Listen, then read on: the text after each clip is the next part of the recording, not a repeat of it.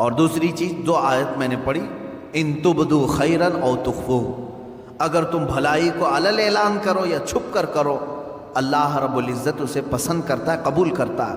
او تعفو عن سوء، ایک اور اس میں ذکر ہے، اللہ فرماتا ہے یا کسی کی برائی سے درگزر کر دو، کسی کے اندر تم نے برائی دیکھی اسے معاف کر دیا، فإن اللہ کان عفوا قدیرا، تو بے شک اللہ معاف کرنے والا قدرت والا ہے۔ ایک بات یاد رکھیں، معاف کرنا کس کی صفت ہے؟ اللہ کی صفت، آپ سب کو معلوم ہے۔ رحم کرنا کس کی صفت ہے؟ اللہ، وہ رحیم بھی ہے، عفو بھی ہے۔ یہ 2 عادتیں اگر بندہ اپناتا ہے، بندے کے اندر اگر رحم آیا کسی کے دل کے، کسی کے لیے، اور کسی کو دیکھ کر کے بھی اس نے معاف کر دیا، اس پر ایک روایت ہے، اللہ رب العزت فرماتا ہے اس بندے کو عذاب دینے میں مجھے حیا آتی کہ رحم میری صفت ہے، عفو میری صفت ہے، میرا بندہ ہو کر یہ رحم کر رہا ہے اور عفو کر رہا ہے، تو اللہ رب العزت اسے عذاب سے بری کرتا ہے جو معاف کرنے کی اپنے اندر چھمتا رکھتا ہے یا طاقت رکھتا ہے۔ معاف کرنے کا جذبہ جس کے اندر ہے وہ معاف کیا جائے گا۔ حضور اکرم صلی اللہ علیہ وسلم کی مشہور حدیث ہے، من لا یرحم لا یرحم، جو کسی پر رحم نہیں کرتا قیامت کے دن اس پر بھی رحم نہیں ہوگا۔ یہ سمجھ کر کے چلو، تم پر بھی رحم نہیں کیا جائے گا۔ ہاں، رحم کرنا اور معاف کرنا اگر کسی کی عادت ہے، امید رکھیے کہ اللہ بھی اس پر رحم کرے گا اور اسے معاف بھی کرے گا۔ آپ اپنے رب سے اپنے متعلق جیسی امید رکھتے ہیں ویسی بندوں کے ساتھ بھی کریں۔ مثال کے طور پر 100 گناہ ہو گئے میرے، 100 گناہ ہو گئے، اللہ سے تم کیا امید رکھتے ہو؟ اللہ رب العزت سے تمہاری امید یہی ہے کہ میرا مولا مجھے معاف کرے گا، ہے کہ نہیں؟ تم اپنے متعلق تو یہ امید رکھتے ہو، لیکن تمہارے ساتھ جب کسی نے ایک بھی برائی کر دی اور 9 اچھائیاں کیا ہے، 10 میں سے 9 اچھائیاں کیا، ایک برائی کی، تم اس کو معاف کرنے کی طاقت نہیں رکھتے؟ یہ نہیں سوچتے کہ اس کے پاس 9 اچھائیاں تھیں میرے ساتھ، ایک برائی ہو گئی ہے، معاف کر دو اس کو۔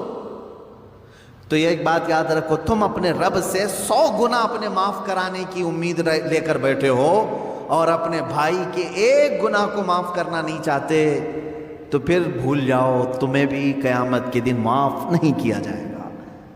اب ایک حدیث میں سناتا ہوں، معاف کرنے کے متعلق یہاں آئی ہے، اس لیے ہمارے معاملات ہوتے ہیں ایک دوسرے کے، مرنے سے پہلے امت مصطفیٰ کو معاف کر کے مرو، کبھی بھی ہو، بدلے کی بھاونا، انتقام کا جذبہ نہ رہے، اللہ کے حوالے کر دو۔ میرے ساتھ جس نے بھی جو کچھ بھی کیا، اللہ تو منتقم حقیقی ہے، تو ہی دیکھ لے، اپنے معاملات چھوڑ دو اللہ کے اوپر۔ اور رہی بات کسی نے کچھ کیا ہے تو معاف کر دو، جب تم معاف کر کے مرو گے تو ہو سکتا ہے تم نے بھی کسی کو ٹھیس پہنچایا ہوگا، یا زبانی یا ہاتھ سے، کسی بھی طرح سے، ان کے بھی دل زخمی ہوں گے کسی نہ کسی کے۔ اب یہ رب تعالیٰ اپنے ذمہ کرم پر لیتا ہے، ان کے دلوں کو نرم کرتا ہے، وہ بھی تمہیں معاف کر دیتے ہیں جب تم معاف کر کے دنیا سے جاؤ گے۔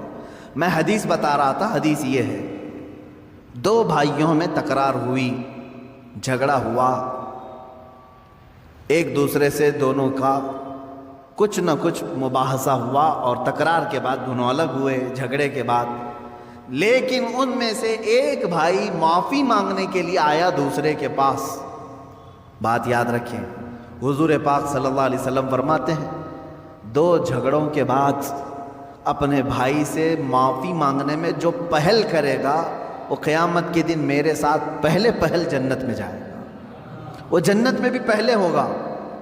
یہی بات تو حضرت امام حسن اور امام حسین کے درمیان حضرت فاطمہ نے کہا تھا، دونوں چھوٹی عمر کے تھے، 6 سال یا 5 سال، دونوں میں کچھ تکرار ہوئی، بچپنے کی بات، لڑ کر کے آئے سیدہ زہرا سلام اللہ علیہا کے پاس۔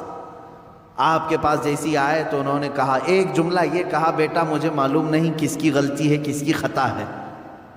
ماں فاطمہ الزہرا رضی اللہ تعالیٰ عنہا فرما رہی ہیں، مجھے یہ نہیں معلوم، لیکن ایک بات یاد رکھ لو کہ دونوں کے تکرار سے، دونوں کے جھگڑوں سے کہیں اللہ دونوں سے ناراض نہ ہو جائے، دونوں رونے لگے، کچھ بھی ہو جائے لیکن مولا ہمارا نہ روٹھے۔ تو حضرت فاطمہ نے کہا میں نے اپنے ابا جان سے یہ حدیث سنی ہے، جو معافی مانگنے میں پہل کرتا ہے، جو معافی مانگنے میں پہل کرتا ہے وہ جنت میں بھی پہلے جائے گا۔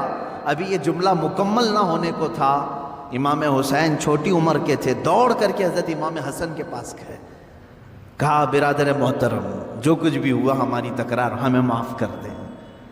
اب دوسرے بھائی کا کیا مقام ہے یہ بھی حدیث پاک سے سن لیں۔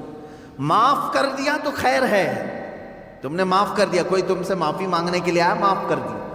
آج بہت سارے ڈھیٹ لوگ بیٹھے ہوئے ہیں، بہن آئی ہے منانے کے لیے بھائی کو، نہیں مانتا میں، چل تو نے میرے ساتھ ایسا کیا ویسا کیا، پرانی باتیں یاد کی۔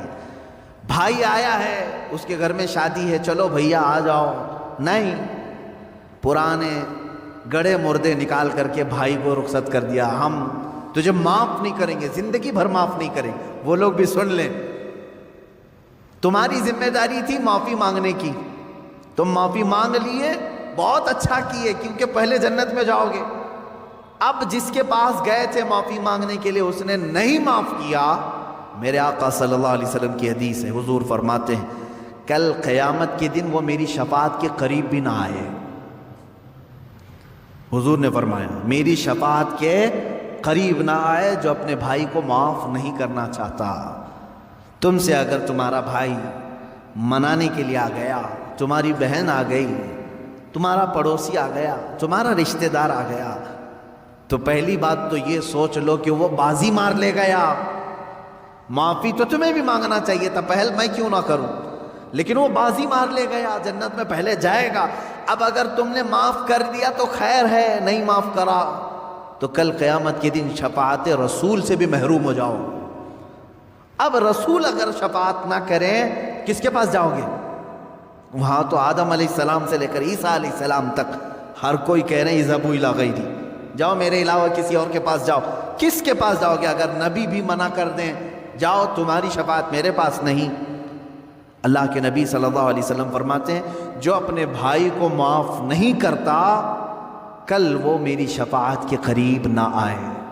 عزیزان گرامی وقار، اللہ رب العزت یہ فرما رہا ہے اگر چھپا کر کے درگزر کر دیا، اگر تم نے اپنے بھائی کو معاف کر دیا فَإِنَّ اللَّهَ كَانَ عَفُوًّا قَدِيرًا، تو سمجھ لو کہ بے شک اللہ بھی معاف کرنے والا، قدرت رکھنے والا ہے۔ یہاں قدیر کا لفظ آیا ہے، عفو کا مطلب ہوا معاف کرنے والا، قدیر کا مطلب ہوا قدرت رکھنے والا۔ دونوں کی میچنگ کیا ہے؟ معاف کرنے والا ہے، قدرت رکھنے والا ہے، معاف کرنے والا ہے، قدرت رکھنے والا ہے۔ میرے عزیزو، قدیر کے لفظ کا اس میں جو کمبینیشن ہے وہ جو ہمیں یہاں نظر آتا ہے وہ یہ ہے کہ مولا تبارک و تعالیٰ تمہارے گناہ سمندر کے برابر بھی ہوں تو قدرت رکھتا ہے کہ وہ معاف کر دے۔ یہ قدرت ہے اس کی کہ وہ قدیر ہے۔ یہاں تک کہ ایک شخص آیا حضور اکرم صلی اللہ علیہ وسلم کی بارگاہ میں، اس نے کہا اے رسول پاک میرے گناہ بہت زیادہ ہو گئے، بہت زیادہ ہو گئے، کیا میری معافی ہو سکتی ہے؟ اللہ کے حضور میرے آقا صلی اللہ علیہ وسلم نے عرض کیا کہ مولا کیا اس بندے کی معافی ہو سکتی؟ رب تبارک و تعالیٰ نے جبرائیل امین کے ذریعے بھیجا اور ارشاد فرمایا اے رسول پاک صلی اللہ علیہ وسلم آپ اس بندے سے پوچھیں کیا اس کے گناہ سمندر کے برابر ہیں؟ حضور صلی اللہ علیہ وسلم نے اس سے پوچھا کہ اللہ تعالیٰ نے یہ سوال کیا ہے تجھ سے؟ اس نے کہا نہیں، اس سے بھی زیادہ ہے، اس سے بھی زیادہ ہیں۔ رب تبارک و تعالیٰ نے پھر فرمایا اے حبیب اس سے پوچھے پوری دنیا کے درختوں کے پتوں کے برابر ہیں اس کے گناہ؟ حضور نے جب یہ پوچھا تو اس نے کہا اس سے بھی زیادہ ہے، اس سے بھی زیادہ ہے۔ رب تبارک و تعالیٰ نے فرمایا اے رسول اس سے پوچھ لیں زمین و آسمان کے بیچ میں جتنا خلا ہے کیا اتنے گناہ ہیں اس کے؟ حضور صلی اللہ علیہ وسلم نے اس سے سوال کیا رب تعالیٰ تجھ سے یہ پوچھ رہا ہے؟ تو بندہ کہتا ہے شاید اس سے بھی زیادہ ہوں گے، میرے گناہ شاید اس سے بھی زیادہ ہوں گے۔ اب رب تبارک و تعالیٰ فرماتا ہے اے رسول اس سے فرما دے چاہے جتنے بھی گناہ ہوں گے میری رحمت سے تو زیادہ نہیں، میری رحمت سے بھی زیادہ ہے۔ اب رسول کریم صلی اللہ علیہ وسلم نے اس بندے سے پوچھا، رب تعالیٰ اب تجھ سے یہ پوچھ رہا ہے، تو نے کہا تیرے گناہ سمندر سے زیادہ، پتوں سے زیادہ، زمین و آسمان کی خلا سے زیادہ، کیا تیرے گناہ رب کی رحمت سے بھی زیادہ ہیں؟ وہ رونے لگ گیا، کہا اے اللہ کے رسول، اللہ رب العزت کی رحمت بے کراں ہے، بے حساب ہے، میرے گناہ اس کی رحمت کو کہاں لگیں گے؟ تب رب تعالیٰ نے فرمایا اے رسول اس سے فرما دیں تیرا رب قدیر ہے، قدرت رکھتا ہے، یہ بڑے گناہوں کو بھی معاف فرما سکتا ہے۔ تو وہ قدیر کا معنی ہے گناہ بخشے جا سکتے ہیں، لیکن ایک بات یاد رکھیں، ایمان پہ موت ہو شرط ہے، ایمان پہ اگر موت ہو تو اللہ عفو و قدیر ہے۔ آگے کی جو آیت ہے وہ ٹاپک سے تھوڑی ہٹ کر کے ہے، یہاں سے دوسری باتیں چل رہی ہیں۔ اللہ رب العزت نے فرمایا بے شک وہ لوگ جنہوں نے اللہ اور اس کے رسول کو نہیں مانا یا کفر کرتے ہیں، نہیں مانتے، اور یہ چاہتے ہیں کہ اللہ اور اس کے رسول کے درمیان جدائی پیدا کریں، اور کہتے ہیں کہ بعض پر ایمان لاتے ہیں، بعض کو انکار کرتے ہیں، اور چاہتے ہیں کہ ایمان و کفر کے بیچ میں کوئی راستہ نکال لیں، اللہ فرماتا اولئک هم الکافرون حقا، یہ ٹھیک یہی اصل کافر ہے۔ آیت کا لب لباب میں بتا دوں، خلاصہ اللہ تعالیٰ نے یہاں پر 3 لوگوں کی مذمت فرمائی، اس میں سے ایک آدمی کی میں بات کر رہا ہوں۔ ایک ایمان ہے لا الہ الا اللہ، اللہ کے سوا کوئی معبود نہیں، میرے عزیزو یہ دن ہے۔ ایک طرف کفر ہے، کروڑوں خدا ہے، یہ بھی خدا، یہ بھی خدا، یہ بھی خدا، یہ رات ہے۔ مجھے بتاؤ یہ 2 اپوزٹ چیزیں مل سکتی ہیں؟ ایک کہہ رہا ہے کوئی خدا نہیں سوائے اللہ کے، ایک کہہ رہا ہے ہر ایک خدا ہے، اپوزٹ چیزیں ہو گئی۔ ایمان اور کفر مل سکتے ہیں، دونوں کا ملاپ ہو سکتا ہے، لیکن کچھ لوگ چاہتے ہیں کہ ان کے بیچ میں ایک راستہ نکال لیں، انہی کے بارے میں قرآن کہتا ہے۔ اللہ تعالیٰ فرماتا یریدون ان یتخذوا بین ذلک سبیلا، کچھ لوگ ایسے ہیں جو چاہتے ہیں ان کے اور ان کے بیچ میں ایک راستہ نکال لیں۔ یہ لوگ کون ہیں؟ وہ بعض اسلام کو بھی ایکسیپٹ کرنا چاہتے ہیں اور بعض کفر کو بھی قبول کرنا چاہتے ہیں، یہ بھی تھوڑے اچھے ہیں، یہ بھی تھوڑے اچھے ہیں، ان کی یہ چیزیں ہم نہیں لیں گے، ان کی یہ چیزیں ہم نہیں لیں گے، دونوں کو ملا کر کے تم مکسچر ایک راستہ بنانا چاہتے ہو۔ یہ کون لوگ ہیں مولا؟ رب تعالیٰ فرماتا اولئک هم الکافرون حقا، حقیقت میں تو بڑے کافر یہ ہیں جو باؤنڈری کو پاٹ رہے ہیں، بیچ کی باؤنڈری کو ہٹا رہے ہیں، یہ حقیقت میں بڑے کافر ہیں۔ اللہ فرماتا وَأَعْتَدْنَا لِلْكَافِرِينَ عَذَابًا مُهِينًا، رب تعالیٰ فرماتا ہم نے کافروں کے لیے ذلت کا عذاب تیار رکھا ہے۔ میرے عزیزو اس میں ہونا کیا چاہیے؟ دیکھیں بعض لوگوں کو ایسا لگے گا کہ یہ کسی سے بھی ملنے کی بات نہیں کرتے، کیوں نہیں؟ آپ ملے، سارے لوگوں سے ملے، دنیا میں جتنے ریلیجنس ہیں سب سے ملے، آپ یہودی، عیسائی، ہندو، جو کچھ بھی ہیں سب سے ملے، اخلاق تم اپنے دکھاؤ ان کو۔ لیکن میں جس چیز کی بات کر رہا ہوں وہ یہ ہے کہ اپنے اخلاق کے ساتھ دوستی رکھی جا سکتی ہے، لیکن ہر عقیدے کو ایکسیپٹ نہیں کیا جاتا، ہر ایک چیز کو ہم اپنے رنگ کو ایسا نہ بدلیں جس کو محاورے میں کہا گیا کوا چلا ہنس کی چال، اپنی چال بھول گیا۔ کوا جو ہے وہ سوچتا ہے ہنس کی طرح میں بھی چل کر کے دیکھوں، بعد میں ہوتا کیا ہے وہ پریکٹس کرتے کرتے وہ ہنس کی طرح بھی نہیں چل پا رہا ہے اور اصلی کوا بھی نہیں رہا، بیچ کا ہو گیا، اس کو اپنی چال ہی ختم، بھول گیا۔ اسی طرح کچھ لوگ ایسے ہیں جو سوچتے ہیں نہیں ہم سیکولر ہیں، ہم بیچ والے ہیں، ہم پورے مسلمان بھی نہیں بننا چاہتے، ہم پورے وہ بھی نہیں، وہ درمیان میں آ کر کے ان کو بعد میں یہ بھی بھول جاتے ہیں کہ ہم تھے کیا اصل، وہی کوے ہیں جو اپنی چال بھول گئے۔ اسی لیے کہا گیا ہے اللہ رب العزت نے تمہیں جس فطرت میں پیدا کیا ویسے ہی رہو، ویسے ہی رہو۔ اب اس کو ایک میں دوسری مثال بتا دوں۔ ایک بندہ ایسا ہے کتوں سے بہت پیار کرتا تھا، کتے اسے اچھے لگتے تھے. یہ تھا انسان لیکن کتوں سے اسے پیار تھا. تو اس نے یہ سوچا کہ میں تھوڑا انسان رہوں, تھوڑا کتا بن کے رہوں. تو وہ کتوں کے ساتھ جاتا رہا, تھوڑا 4 پیر سے چلتا رہا, دونوں ہاتھ زمین پہ رکھنا اور گھٹنوں کے بل چلتا رہا. کتے جیسا منہ ہلاتے ہیں ویسا ہلاتا رہا, کیونکہ اسے پیار تھا. اور تھا کیا؟ انسان.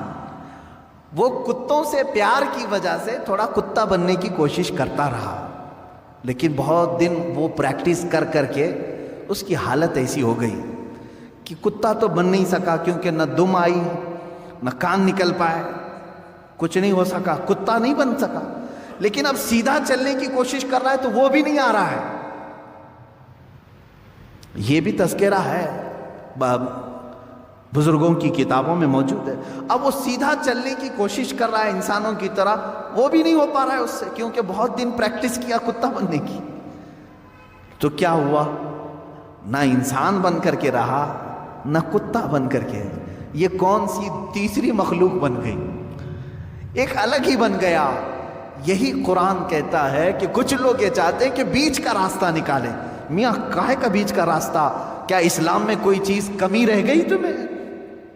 جو اکبر بادشاہ نکالنے کی کوشش کیا تھا, دونوں کو میچ کر کے ملا کر کے ہم ایک نیا دین تیار کریں گے, نیا مذہب تیار کریں, یہ بھی ہم کو چاہیے یہ بھی ہم کو چاہیے, دونوں کو ملا کر کے. اکبر نے جو دین نیا شروع کیا تھا, اکبر بادشاہ, وہ مرتد ہو کر کے مر گیا بیچارہ, وہ وزیروں کی سن کر کے. اس نے کیا کیا تھا؟ دونوں کو میچ کرتے ہیں, مسجد میں اذان کی بجائے سیپ بجائیں گے تاکہ وہ بھی راضی رہیں گے. نماز پڑھو تم, لیکن ممبر پر مورتی بھی رکھی جائے گی, دونوں چیزیں رہیں گی. میچ کر کے دونوں کو بیچ کا راستہ نکالنے کی کوشش کیا, اور وہ بیچ کا بن کر کے رہ گیا. میرے عزیزو, یہ بات یاد رکھو, اللہ نے تمہیں جس فطرت میں پیدا کیا ہے اسی فطرت میں کامل بن کر کے رہو. اسی میں تمہاری عزت ہے, اسی میں تمہاری عزت ہے. قرآن کہتا ہے یا ایھا الذین آمنوا ادخلوا فی السلم کافہ, اے ایمان والو اسلام میں پورے کے پورے داخل ہو جاؤ, آدھا تیتر آدھا بٹیر نہیں, پورے کے پورے داخل ہو. حضرت عبداللہ بن سلام رضی اللہ تعالیٰ عنہ صحابی ہیں, صحابی رسول ہیں. آپ جانتے ہیں اس صحابی رسول کو ایک چیز پر اللہ کے رسول صلی اللہ علیہ وسلم نے منع فرما دیا. کیا؟ پہلے یہودی تھے, وہ بڑے یہودی عالم تھے, تورات کے عالم تھے. یہودی مذہب میں سنیچر کے دن شکار کرنا حرام ہے, گوشت کھانا حرام ہے سنیچر کے دن. دوسری چیز, اونٹ کا گوشت ان کے لیے حلال نہیں, حرام ہے. شریعت موسوی میں یہودی اونٹ کا گوشت نہیں کھاتے, حرام ہے ان کے لیے. اب حضرت عبداللہ بن سلام جب اسلام لائے تو تورات کے پرانے حافظ تھے, عالم تھے, اب قرآن کے بھی بڑے عالم بن گئے. لیکن حضرت عبداللہ بن سلام کیا کرتے تھے؟ سنیچر کے دن گوشت نہیں کھاتے تھے, سنیچر کے دن گوشت نہیں کھاتے, اور اونٹ کا گوشت نہیں کھاتے تھے.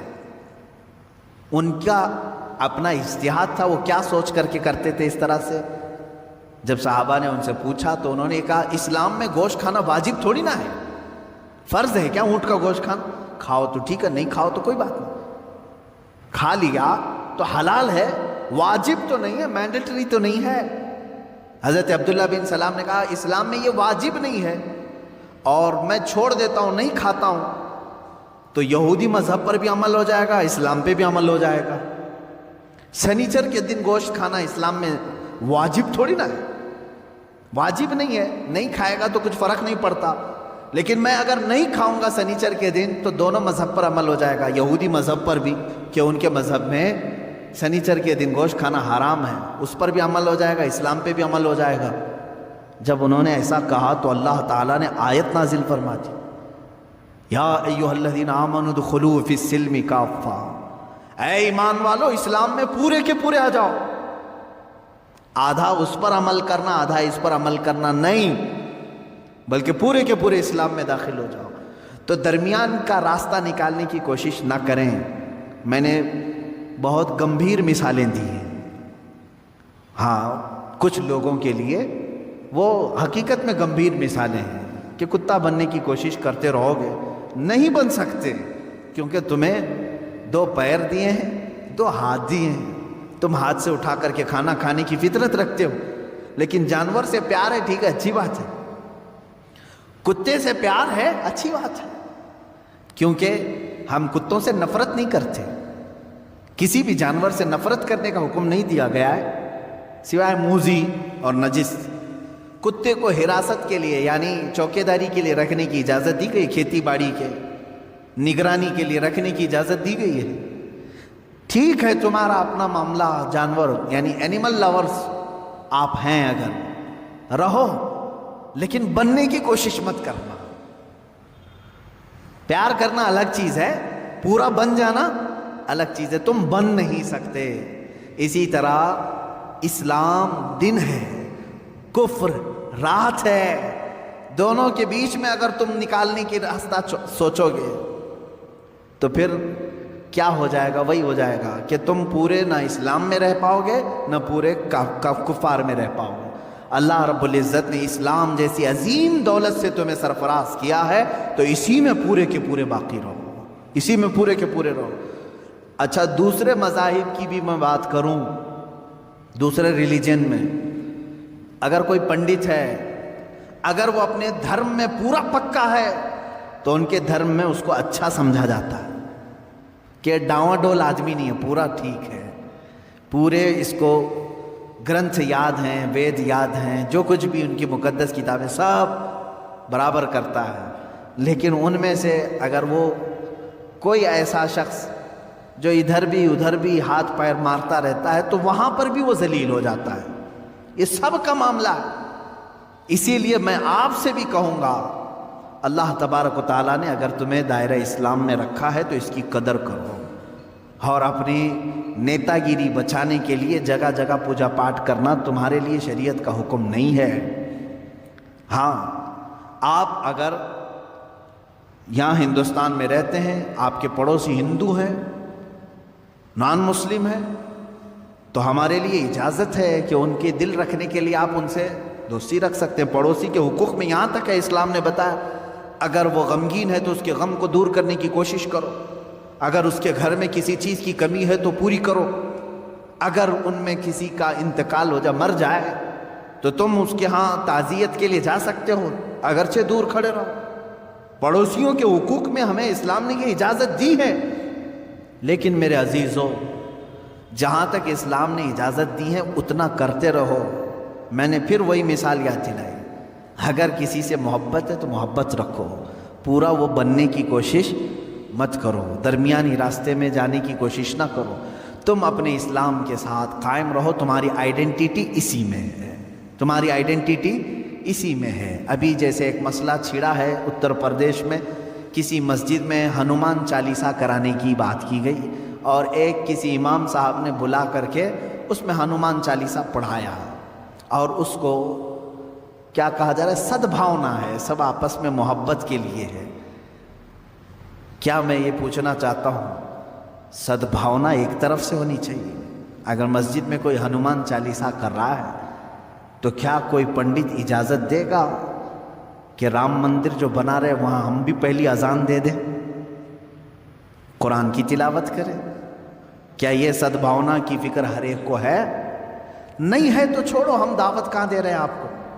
آپ اپنی مندر میں پوجا کرو، سارے ہون کرو، ساری چیزیں تمہارے مقدسات جتنے اس پر عمل کرتے رہو۔ ہمیں ہماری مسجدوں میں جو ہمارے مقدسات ہیں اس پر عمل کرنے کی اجازت ہو، نہ چھیڑو، نہ کسی کے اندر دخل اندازی کرو۔ اسلام میں یہ تمام چیزیں نہیں ہیں۔ اب یہ جو درمیانی لوگ ہیں، نہیں تمہارے لیے مسجد کے دروازے کھلے، تم آؤ، تمہارے پاٹ پڑھاؤ، میں ان لوگوں سے کہتا ہوں، کیا تمہیں اس بات کا حکم اللہ نے دیا ہے؟ تم کو کس نے کہا ہے؟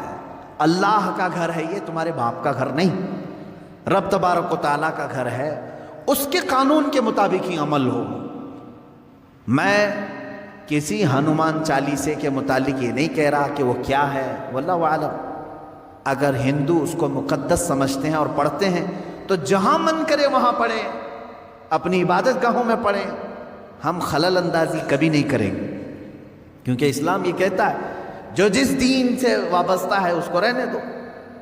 قرآن پاک میں لا اکراہ فی الدین، دین میں کوئی زبردستی نہیں، زبردستی ہم پکڑ کے لائیں گے بھی نہیں آپ کو، آپ کی اپنی مرضی۔ یہ ہر انسان کی اپنی مرضی سے وہ اپنا دین اور اپنا مذہب اختیار کرتا ہے۔ لیکن میں یہاں یہ کہنا چاہتا ہوں کہ جو لوگ اس طرح کی حرکتیں کرتے ہیں وہ تیسرے آدمی بن جاتے ہیں، بیچ کے آدمی نہ بنو، اچھے لوگ نہیں ہوتے بیچ کے۔ یعنی بعض جگہ بیچ میں ہونا اچھا ہے، بعض جگہ بیچ میں ہونا بہت برا سمجھا جاتا ہے۔ اس طرح سے اسلام میں ہو تو پورے اسلام میں رہو، اگر کوئی عیسائی ہے تو وہ اپنی پوری عیسائیت کو فالو کرے، ہمیں اس سے کوئی اعتراض نہیں۔ کوئی ہندو ہے تو اپنی ہندوازم کو پورا فالو کرے، ہمیں اس سے کوئی اعتراض نہیں، تمہاری اپنی مرضی۔ لیکن جو لوگ اس طرح کی حرکتیں کرتے ہیں وہ کہیں کے نہیں رہ جاتے۔ قرآن نے یہی کہا، یہی ٹھیک ٹھیک کافر ہیں، یہی لوگ کافر ہیں۔ اللہ رب العزت ایسے درمیانی لوگوں سے ہماری حفاظت فرمائے۔ اللہ تعالی ہمارے دلوں میں قوت ایمان کو راسخ کر دے کہ ہم ایمان پر ہی جمے رہیں اور ایمان پر ہی ہماری موت آئے۔